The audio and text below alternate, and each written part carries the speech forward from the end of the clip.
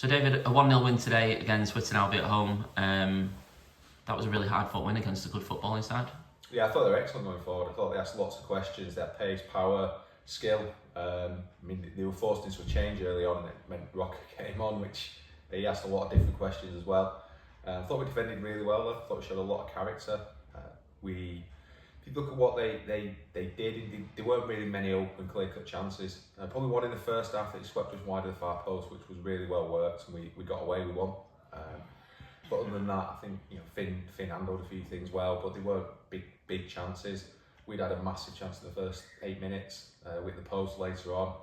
I thought until the sending off in the second half, I thought we were playing some really good football down the hill. So I think on the balance, probably deserved.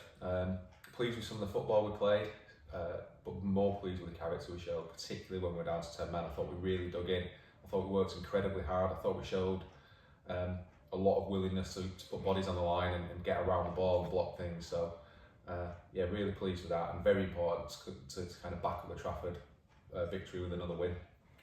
You spoke a lot about character last week and obviously just now as well, but how pleasing is that to come out of probably what would have been penciled as 2 really difficult games with 2 clean sheets and 6 points? Yeah, it was needed, and what difference a week makes in football. Last week it was a poor start, and it was a poor start, and this week you're looking at thinking we've probably had an okay start here. We've sort of sat mid-table, we've got games in hand on other teams, we had a decent FA Cup run. It's not a bad start to the season. What we need to do is carry this on, and this has to be a springboard. We have to build on this momentum that we've picked up this week. And I said to you earlier, I couldn't decide before this game whether we're a good side who've had some really bad games this season or a poor side who've had some really good ones. I think this makes me think we're more a good side, and we just need to hit those same levels consistently, week in, week out, and particularly on the ugly side of the game, the level of effort, work rate, desire, commitment, passion, all the stuff we've shown in the last 2 games have to be given every time we cross the white line.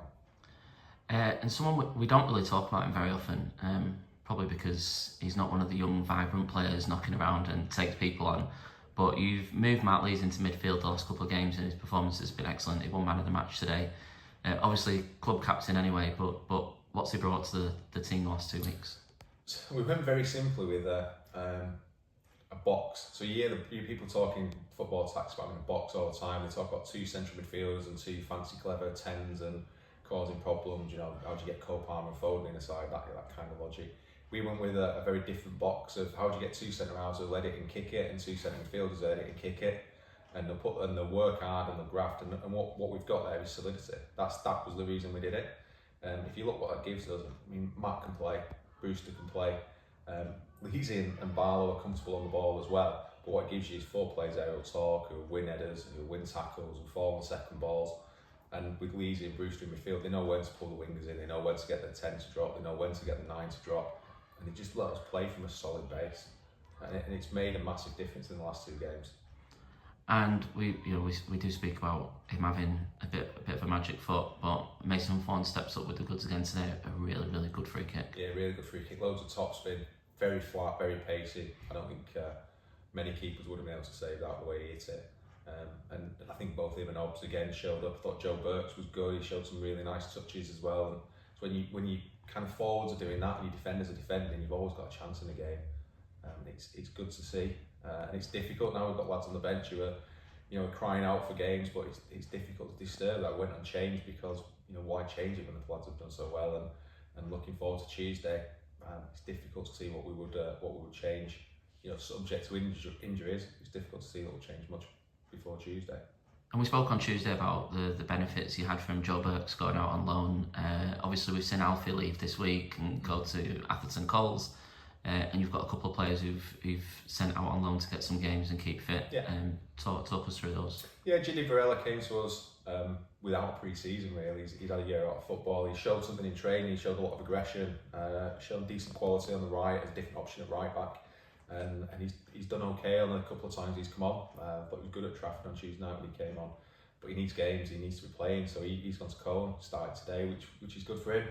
And Louis been a bit in and out, and he's got bags of potential, but he's young, and young players need to play to develop. And he's gone out to New Mills, came off the bench today. Hopefully we'll get more minutes with them, and that should just give him a springboard in terms of that next phase of his development, because there's a real player in Louis. he just needs minutes, and he just needs experience being on the pitch at a decent level in men's football. And we move on. A second home game in a row with Tuesday against Ashton United in the Manchester Premier Cup. How do you approach that one, with it being a team from the league above and a team who generally are performing pretty well at the moment as well? We're going to take it seriously. Last year we rotated a lot in the Manchester Premier Cup, and we were unlucky to lose to Stalybridge last season, but I think this year we've talked about we want to take it seriously. It's a tough draw. I think Ashton are a very good side. I think they've got a real chance of getting promoted this season. Cunny's put together a really good squad, and they might rotate a little bit, but Tom Denson's one of their rotation options, so it's not like they're bringing in kids out of the under-21s. So they'll be good. I don't think we'll rotate a lot. I think we've got to try and gain some momentum, which means we've got to go into it and treat it seriously and play the strongest 11 we can, and then deal with Chase Town after we've dealt with that game. So we'll see where players are up to. A couple of lads had a little knock, so Mason came off with a little niggle. So we'll see where players are up to, but I'm not expecting to change an awful lot.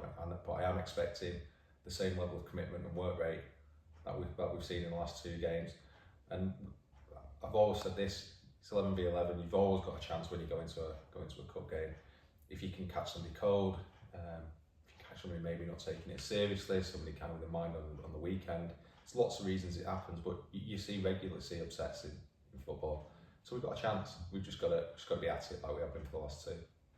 And on a personal level, I can see you drinking your lemon and lime and not your usual beer this week. Obviously, running the Manchester Half Marathon tomorrow for the A team. How easy is it for you to run that, knowing that you've just picked up 6 points this week as opposed to nothing? No, it's not easy to run it. It's horrible. So I'm really hoping to get a good time tomorrow, because it's the only half marathon I'm ever going to do. I hate running for more than an hour. But what I've realised as I've been training is that 45, 50 minutes, that's fine. As soon as you get to 60, 70 minutes, I start questioning every life choice I've ever made that's taken me to that point. It's awful, but it's one of those things. A bit like we talk about Mosley, tomorrow there'll be a big crowd, there'll be a load of noise, adrenaline will kick in, and I'm pretty sure it'll carry me through. And then once we finish, me, Alex and Chloe and a few others are going for a pint and a burger and celebrating never having to do another half marathon. Well, good luck for tomorrow. Cheers, Nathan.